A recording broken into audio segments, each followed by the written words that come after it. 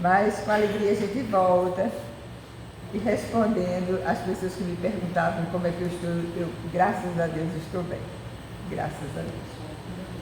E aqui estamos nós com a incumbência de falar sobre 3 perguntas, contidas elas na parte do capítulo 6 da vida espírita. E o item proposto inicial é a pergunta: lembra-se o espírito da sua existência corporal? Quando eu estava preparando o material, eu pude fazer um comparativo em relação a essa pergunta. Quando a gente vem para cá, né, a gente esquece. A providência divina, a misericórdia do Pai, o amor, faz com que nós passemos por um processo em que, por necessidade de crescimento espiritual, cada um de nós que volta para aquele círculo onde vamos conviver com pessoas com as quais convivemos e às vezes ou muitas vezes não convivemos bem, a misericórdia do Pai nos permite o esquecimento do passado. Nos permite. Porque todas as obras espíritas assinalam que para que a gente evolua, para que a gente cresça, a gente volta ao convívio das pessoas que ferimos ou que nos feriram. Quando ferimos e temos certeza, Messias, como certeza se há o esquecimento do passado? Mas ficam as predisposições instintivas. Tudo é tão perfeito, tudo é tão coordenado, bem coordenado, porque o esquecimento total é uma medida importante. Mas existe nesse esquecimento situações porque muitas pessoas dizem assim: como é que eu vou evoluir, como é que eu vou crescer se eu não me lembro daquilo que fiz? Mas a gente é assinalado pelas predisposições instintivas, pela consciência e as predisposições instintivas. A gente não sabe porquê, mas a gente capta que com determinadas pessoas tivemos dificuldades. Essas pessoas, por seu lado, também passam pelo mesmo processo. E imaginemos a gente vivendo dentro de um lar, onde a gente tivesse com detalhes, aquela informação de que ferimos alguém, ou que fomos feridos. Percebam a dificuldade. Assinalados, muitas vezes a gente vive, apesar do esquecimento do passado, por complexos de culpa.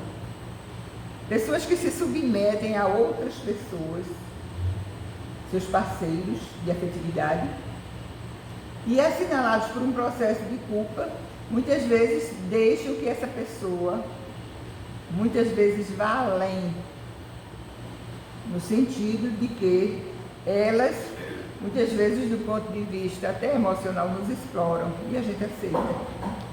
Aceita por quê? Às vezes por conta da consciência de culpa. Aceitam por causa. Então, no mecanismo da justiça divina e do amor do Pai e da misericórdia dele, existem esses 2 verbos que vão ser muito bem lembrados no dia de hoje. O verbo esquecer, o verbo lembrar.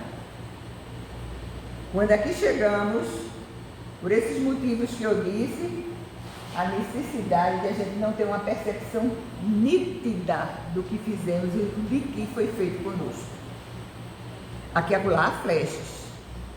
Aqui e acolá flechas.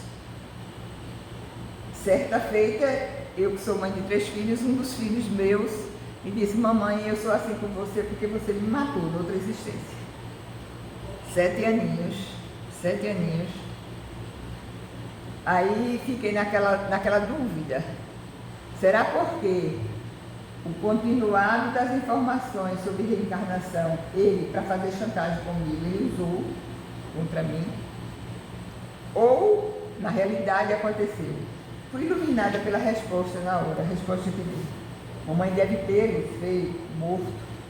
Você está com essa visão, essa certeza?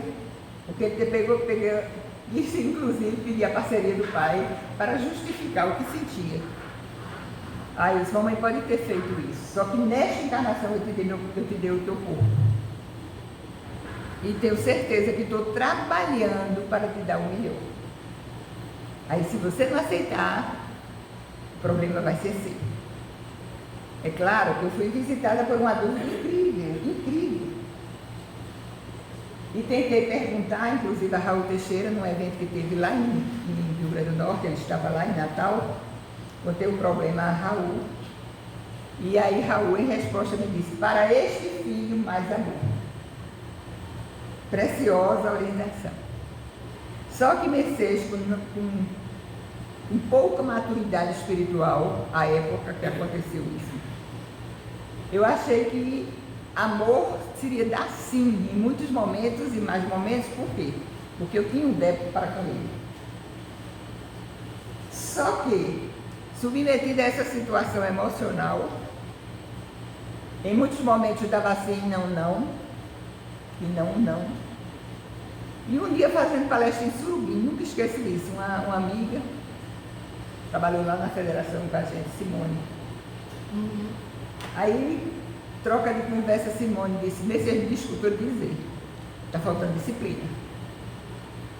Esse amor tem que ser dosado para disciplina. Peguei a informação de Raul, joguei a de Simone, comecei a mudar. Comecei a dar não, porque era preciso, né? Só o sim não educa. Aí, depois disso, era um dia das mães, eu nunca esqueço, e sempre registro, já devo ter contado aqui. Saí com o esposo, fomos fazer uma compra, quando eu voltei tinha uma carta para mim, e um buquê de rosas vermelhas em cima da cama. E ele fazia uma retrospectiva da vida dele junto a mim. E ele dizia, mamãe, você gestou, aí transformou em dias os 9 meses de cada gestação. Você é uma pessoa que faz feliz meu pai. Você é uma pessoa que muitas pessoas gostam de ouvi-la. E aí, ele, depois de tudo que anunciou, ele disse assim, hoje eu tenho orgulho de dizer que você é minha mãe. Hoje eu tenho orgulho. Fiquei tão emocionada que eu digo a vocês, foi um dos maiores presentes que nessa existência eu recebi. Um dos maiores presentes. E aí, depois disso, né, eu fui conversando com outro palestrante também muito querido nosso, e pessoa de alta visão na área também psicológica, Alberto Almeida. Ele disse, você resgatou um problema, que conseguiu resgatar. E aí nós continuamos a nossa caminhada. É claro que aqui e acolá a gente percebe, e a relação, ela foi, acredito sim, não sei se na proporção que ele disse, mas que marcada por dificuldades relacionais. Mas muitas vezes quando ele diz, quando eu não faço bem com você, eu me sinto mal, eu já me sinto mal. Então percebam, isso é uma vivência que eu trago, porque eu acho que ela pode ajudar cada um de nós.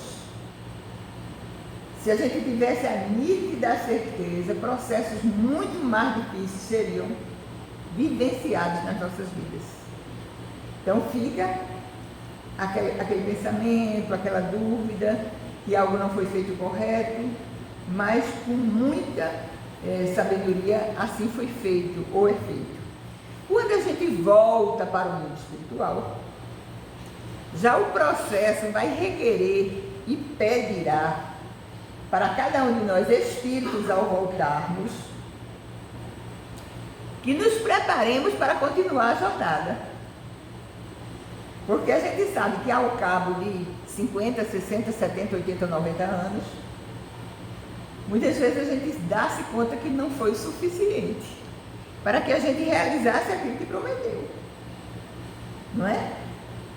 Então, aí o processo é inverso. Lá é importante que a gente lembre. E a gente vai deixando, depois que sai do processo de perturbação espiritual. Porque depois é indagado se a gente se recorda de forma rápida. E a resposta é gradativamente. Mas é importante que haja de se recordar, porque novos projetos precisam ser realizados. E a gente deve tomar ciência daquilo que foi feito, daquilo que não foi realizado. E acredito eu, sem a menor sombra de dúvida, que para cada um de nós que já abraçamos a doutrina espírita, essa volta poderá ser mais acrescida de responsabilidade e até cobranças, porque conhecemos a doutrina espírita. E aí, em outros momentos reencarnatórios, poderíamos não ter conhecido. Hoje já conhecemos. Então, é diferente quando a gente cai e a gente não sabe. E quando a gente cai sabendo, a responsabilidade de cobrança é maior. Então, Allan Kardec indagou: lembra-se do espírito da sua existência corporal? Lembra-se, isto é, tendo vivido muitas vezes na Terra. Recorda-se do que foi como homem, e eu te afirmo que frequentemente ri, penalizado de si mesmo.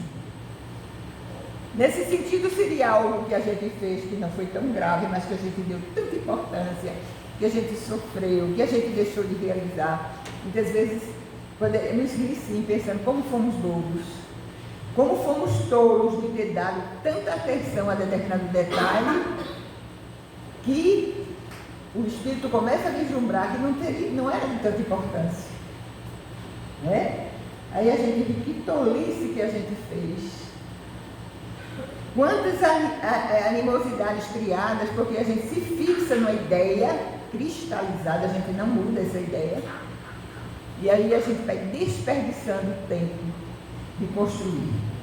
Tal qual o homem que chegou à madureza e que ri das suas loucuras de moço, ou das suas puerilidades da meninice. Então, o processo é lembrança agora. Aqui na Terra, esquecimento. Lá, lembranças. A questão 305, Allan Kardec indaga: a lembrança da existência corporal se apresenta ao espírito completa e inopinadamente após a morte? Resposta: não, vem pouco a pouco. Qual a imagem que surge gradualmente depois de uma névoa, à medida que nela fixa ele a sua atenção. Então, essa lembrança não é total. Não é total. Aos poucos nós vamos nos lembrando. O Céu e o Inferno tem um capítulo chamado O Passamento, onde Allan Kardec detalha os passos que se dão após o desencarne. Né?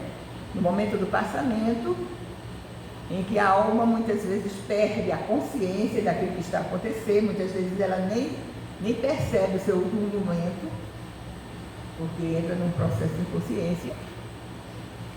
E depois vem o que ele denominou o processo da perturbação.